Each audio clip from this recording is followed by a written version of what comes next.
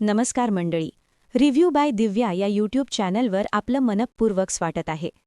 ठरलं तर मग मालिकेच्या पुढील भागात आपल्याला बघायला मिळेल की इन्स्पेक्टर साहेब अर्जुनला सांगतात की काही दिवसांपूर्वी महिपतला जेलमध्ये भेटायला एक ॲडव्होकेट आल्या होत्या.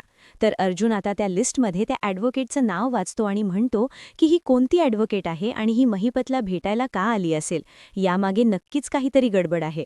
तर इकडे महिपतला आता कोर्टात आणलेलं असतं. अर्जुन त्याला विचारत असतो की रविराजचा अपघात घडवण्यासाठी तुला सुपारी कोणी दिली होती, त्या व्यक्तीचं नाव तू कोर्टात सांग.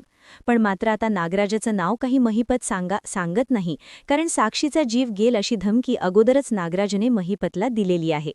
पण अर्जुन कोर्टाला सांगतो की माझ्याकडे दुसराही पुरावा आहे. असं म्हणतो कोर्टामध्ये तो व्हिडिओ दाखवत असतो. त्या व्हिडिओमध्ये स्पष्टपणे दिसत असतं की नागराज स्वतःच्याच तोंडाने गुन्हा कबूल करत असतो की मीच 22 वर्षांपूर्वी रविराजचा अपघात घडवण्याची सुपारी दिली होती.